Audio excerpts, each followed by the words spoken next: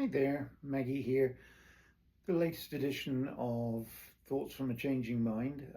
Apologies for the dressed down look today. I just had to get in to make use of the available time slot, so I wasn't able to dress up all nice, but this is me, so here we go. I wanted to actually reflect on a little bit of what's going on in the outside world and then make a point from that. Recently, we had a very good night for people who believe in democracy in the US when there were a lot of election results that resoundingly tried to uh, repudiate what the administration is trying to do over here. And although that's only the tip of the iceberg, there's a long, long, dark road still to go. It showed intent by more and more people. They're just not going to put up with all the nonsense that's been going on in the last 9, 10 months. And that was very heartening. Then straight after that was disheartening was that there was a Supreme Court ruling that said that this despicable administration could enforce a ban on using the X marker on US passports, and that the only thing that would be allowed is your biological gender at birth, and you cannot change it, which is a huge retrograde step, and I know it's going to be a big blow for a lot of people out there, and it's disheartening, there's no doubt about it. But what it's enabled me to look back on is, yes, we're going to have ups and downs. There's going to be good days and bad days. But I think you've got to look at the trend, and you've also got to start looking more inwardly. And the reason I said that, and I think we've touched on this before, but there's a well-known Eagles song, Already Gone, and there's a line in there which basically says, and I apologize if I butchered it, but it says, oftentimes it happens that we live our lives in chains and we never know that we hold the key. And these election results, I think, woke a lot of people up to the idea that, in fact, we've for a long, long time been talking about, how government or whatever else is failing us, and we're waiting for things to improve and other people to do things, and we're waiting for, as I say, someone else to do it for us.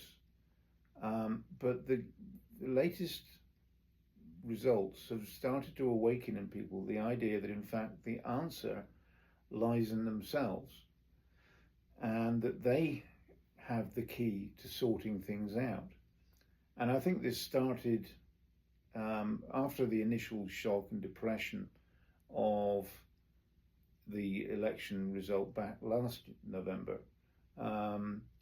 I think this started when they tried to cancel Jimmy Kimmel, and there was a huge backlash, and a lot of people said they would cancel their Disney subscriptions, and a lot of other things were hit, and they very rapidly about-faced on that.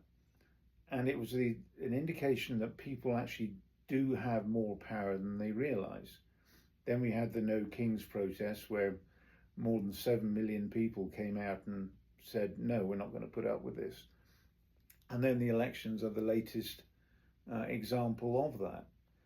And I think that, as I said, that there's this realization that even though we're going to have the bad days, that in fact the key to actually being able to turn all this around and to rebuild all the advances we've made, so,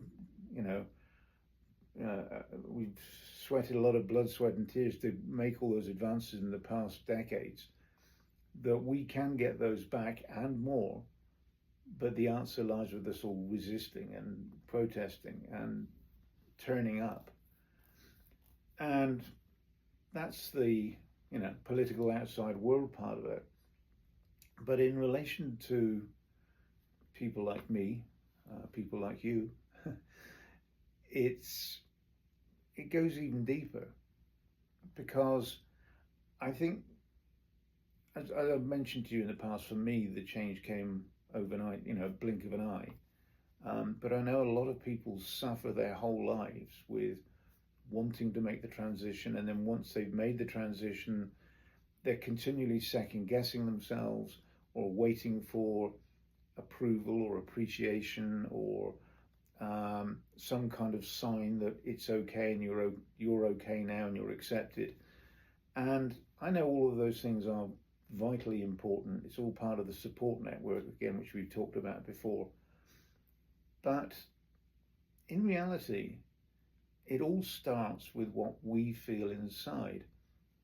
And I think too often we're worried about the appreciation and acceptance and even permission of others, when in fact sometimes we've got to give ourselves permission and appreciation and understanding. And as with anyone, we're our own harshest critics, but particularly in a situation like this, I think we really give ourselves a hard time.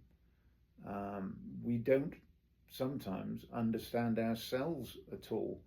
So how can we expect other people to understand us if we've got that argument going on in our head about our worth or our ability to be who we want to be? And this is another example. Here I am. Not so long ago, I wouldn't have dreamt of going out in public like this. It would have scared me to death. But now I look around and I realize that, there are people who go out like this every day and don't think anything of it. And the biggest barrier to us feeling comfortable in our own skin, in our own lives, is a lot of times it's us. It's not what's going on outside. We sometimes have to provide that confidence to do things that would have in the past scared us to death. And whether it's, fake it to make it, or just, try it and see what happens, we've got to have the courage to do that. And, going back to that quote from the Eagles, we're living our lives in chains a lot of times because we're so scared and we're so worried. And yet a lot of times, in fact, we hold the key to actually get rid of those chains, to actually blossom, come out like the butterfly. And yeah, we're always going to have bad days. We're always going to have pushback. We're always going to have people who are cruel or just don't understand. But if we don't build up the confidence and the momentum in ourselves, then we're going to be less likely to be able to deal with those. So the more we actually practice going out there and just being us, whatever, whether we're dressed up or whether we're completely ratty,